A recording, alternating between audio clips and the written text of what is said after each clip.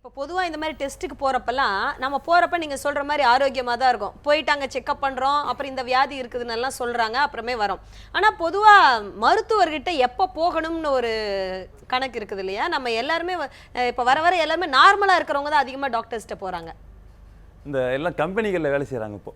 முன்னாடி அவங்கவங்களும் சொந்த நிலத்துல வேலை செஞ்சாங்க, ஆரோக்கியமாக இருந்தாங்க, அவங்க வேலையை பார்த்துக்கிட்டு இருந்தாங்க. இப்போ கம்பெனியில் வேலை செய்யும்போது இந்த கம்பெனி என்ன பண்ணுது, மெடிக்கல் இன்சூரன்ஸ்னு ஒன்று போட்டுருது. அதில் மாஸ்டர் ஹெல்த் செக்கப் கொஞ்சம் பணத்தை ஒதுக்குறான். எதுக்கு இதை விரயம் பண்ணணுமென்ட்டு அங்கே போய் உட்காடுறாங்க.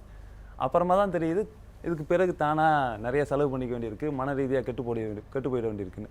மனமது செம்மையானால் மந்திரங்கள் ஜபிக்க வேண்டாம்னு சொன்னாங்க. மனம் செழிப்பாக இருக்கும், செம்மையாக இருக்கும் அப்படின்னாக்க உங்களுக்கு வாழ்க்கையில் வேறு எதுவுமே பிரச்சனை இல்லை. அதை பற்றிலாம் பிரச்சனை இல்லை, அதை பற்றி கவலைப்பட வேண்டியதில்லை. இப்போ இந்த விஷயம் ஆங்கில மருத்துவர்களுக்கு தெரிஞ்சிருக்கு. மனம் செழிப்பாக இருக்கிற வரைக்கும் அவனை ஒன்றும் செய்ய முடியாது, அவன் மனநிலையை சீர்குலைக்கணுங்கிறத தெளிவாயிட்டாங்க இப்போ. அதனால நல்ல ஒரு ஆள் போயிட்டு இருக்காளை கூப்பிட்டு, வா உனக்கு ஏதாவது நல்லது செய்கிறேன் அப்படின்னு கூப்பிட்டு, உனக்கு அது இருக்குது இது இருக்குதுன்னு ஒரு பட்டியல் ஒன்று கொடுத்துட்டாக்க இவன் மனநிலையில் இம்பேலன்ஸ் வந்துடுது. அப்படின்னாக்க எது வந்து தாக்குனாலும் எதிர்க்கிற ஒரு திடமான மனநிலை இல்லை, ஒரு மாதிரியான ஒரு ஆசிலேஷன் மைண்டில் இருக்கார். அப்புறம் எது வந்தாலும் அவரை உள்ளே தாக்கிடுது. இப்போ மருத்துவர் சொல்கிற ஒவ்வொரு வார்த்தையும் அவர் தாக்குது.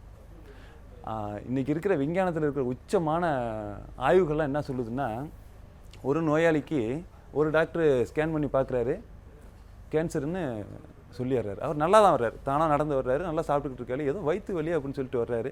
பார்த்ததுக்கு பிறகு உங்களுக்கு கேன்சர் இருக்குது, யாரும் கூட வந்திருக்காங்களான்னு கேட்குறாரு. உறவினரில் நான் மட்டும் தான் வந்திருக்கேன், என்னன்னாலும் என்கிட்ட சொல்லுங்கன்னு கேட்குறாரு. உங்களுக்கு கேன்சர் இருக்குது, நீங்கள் இன்னும் ஒரு மாதம் இருக்கிறதே பெரிய விஷயம், அதுக்குள்ளே நீங்கள் இறந்துறதுக்கு வாய்ப்பு இருக்குது அப்படிங்கிறாரு. இவர் போனதும் ஒரு மாதத்துக்குள்ளே இறக்குறாரு.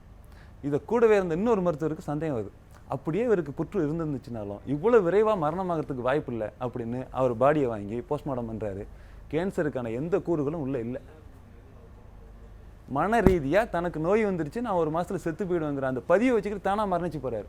இப்படியான விதைகளை போட்டுறாங்க. உங்களுக்கு சக்கரை நோய் வந்துச்சுன்னா இது சாப்பிடக்கூடாது, இப்படி ஆகிடுவீங்க, நீங்கள் இந்த நோய் வந்தால் இப்படி இருப்பீங்கிறத எங்கே பார்த்தாலும் பரவலாக்கிட்டாங்க. எல்லா காட்சி ஊடகங்கள், எழுத்து ஊடகங்கள் எல்லாத்துலேயுமே இன்றைக்கி நீ ஒன்றும் பயப்படாத, இந்த சமூகம் இருக்குது, இந்த மருத்துவ முறை இருக்குது, உன்னை காப்பாற்றிக்கலாம், உனக்கு நோய் வந்தால் பார்த்துக்கலாம், உன் உடம்பு இப்படி ஆரோக்கியமாக வச்சுக்கிறதுக்கு வழி இருக்குது, இப்படியெல்லாம் சொல்லாமல் உனக்கு சுண்டு வர வலிச்சிச்சுன்னா நாளைக்கு ஹார்ட் பிளாக்கில் இருந்து நீ ஹார்ட் அட்டாக்கில் ராத்திரி கூட செத்து போயிடலாம், அதனால் உடனடியாக ஒரு மருத்துவரை பார்க்க போன்னு சொல்கிறேன்.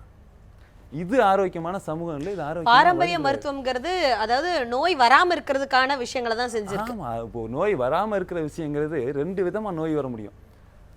உடம்புக்கு வந்துருச்சுன்னா நோய், மனசுக்கு வந்துருச்சுன்னா பிணி. முதல்ல நோய் வராது. உடலுக்கு எப்படி நேராக கேடு வர முடியும்னாக்க, நம்ம எங்கேயோ கொஞ்சம் கவனக்குறைவாக இருந்தோம்னாக்க ஏதோ ஒன்று நம்ம மேலே அடிச்சிட முடியும், இல்லை நம்மளே விழுந்துட முடியும், காயமாக வந்துட முடியும்.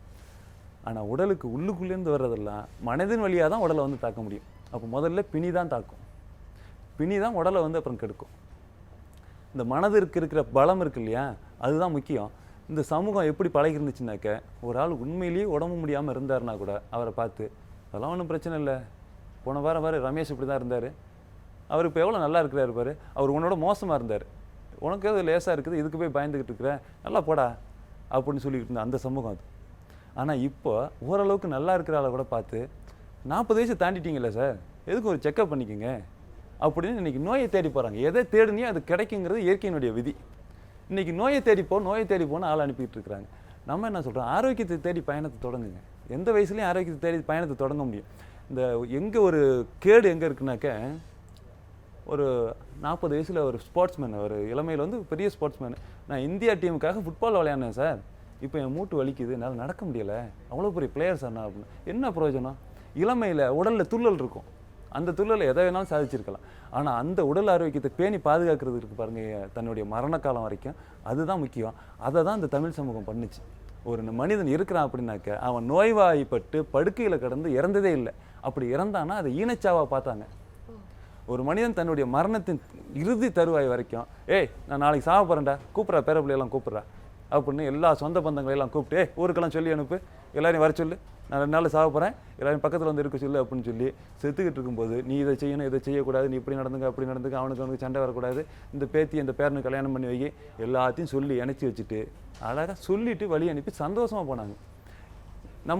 நம்ம கலாச்சாரத்தில் மரணத்தை வந்து பார்த்து யாரும் பயப்படல. ஐயோ செத்து போய்த்தாரே, எல்லாம் இழந்து போயிட்டோமே அப்படின்னு. செத்தான்னா அடித்தான், மேலே அடித்தான், பறை அடித்தான், சங்கு ஊதுனான், கரகாட்டம் வச்சான், ஆடினான், பாடினான், கொண்டாடினான், ஒரே கொண்டாட்டம்.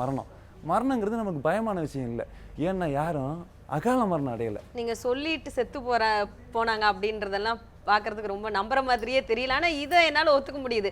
பறையடிச்சாங்க, சாவை வந்து செலிப்ரேட் பண்ணாங்க அப்படின்றதையெல்லாம் என்னால் நம்ப முடியுது. பட் இது எனக்கு ரொம்ப எல்லா முதியோர் கிராமத்தில் இப்போ கூட சொல்லக்கலாமேலாம் சாகிறது இல்லை. சொந்தத்தையெல்லாம் கூப்பிடு, நீங்கள் வெளியூர் போகாத இரு, நான் போகிறேன், நீ இருந்துட்டு வழி அனுப்பிட்டு போன்னு சொல்கிறவங்க இருக்கிறாங்க. இப்போ அந்த சமூகத்தின் பின்னால் வந்த நாம் இன்னைக்கு மரணத்தை பார்த்து அஞ்சிக்கிட்டு இருக்கோம். இந்த தினம் அஞ்சு வார அவனியிலேங்கிறாருல, அப்படி அஞ்சு வாழ்றதெல்லாம் வாழ்க்கை இல்லை. எதையும் எதிர்கொள்ளும் மனநிலை வேணும். நீங்க என்ன மனசளவுல நம்ம என்ன யோசிக்கிறோமோ அதுதான் நடக்குது அப்படின்றத சொல்றீங்க.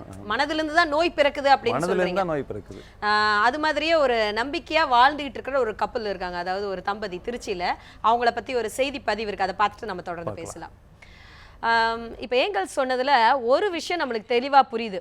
அதாவது நோய்ங்கிறது வந்து முதல்ல உடலை தாக்குறது இல்லை, மனசுல தான் நோயை உருவாகுது அப்படின்றத வந்து சொல்றாரு. நம்ம தமிழ் சமூகம் வந்து நோயை பார்த்து நோயை பத்தியே அவங்க சட்டை பண்ணலை, அவங்க ஆரோக்கியமா தான் இருந்தாங்க, ஆரோக்கியம் தான் அவங்களுடைய முதல் குறிக்கோளா இருந்தது அப்படின்லாம் சொன்னாரு. அப்படி நாம் இருக்கிற நபர்களை தேடி போனோம். திருச்சியில இன்னைக்கும் ஆரோக்கியமா வாழ்ந்து தன்னுடைய இயற்கையான வாழ்க்கை முறையால நோயை பத்தியெல்லாம் கவலைப்படாம உறுதியா வாழ்ந்துகிட்டு இருக்கிற திருச்சியை சேர்ந்த ஒரு தம்பதி, அவங்கள பத்தின ஒரு செய்தி தொகுப்பை பார்த்துட்டு தொடர்ந்து பேசலாம். அரசு மேல்நிலைப் பள்ளியில் வரலாற்று ஆசிரியராக பணியாற்றினவர் தான் பாலசுப்ரமணியன். திருவானைக்காவல் பெரியார் நகரில் 1994 வருஷத்தில் இயற்கை நலவாழ்வு மையத்தை தொடங்கினார். தமிழர் மருத்துவ முறைகளில் சொல்லப்படுற இயற்கை உணவுகளை மருந்தாய் எடுத்துக்கிட்டு இருக்கார். பணி ஓய்வுக்கு அப்புறமா 265 இலவச பயிற்சி மற்றும் ஆலோசனை வகுப்புகளையும் நடத்தியிருக்காரு. நிறைய பேர் வந்து இரவில் அனாவசியமாக நேரத்தை செலவழிக்கிறாங்க.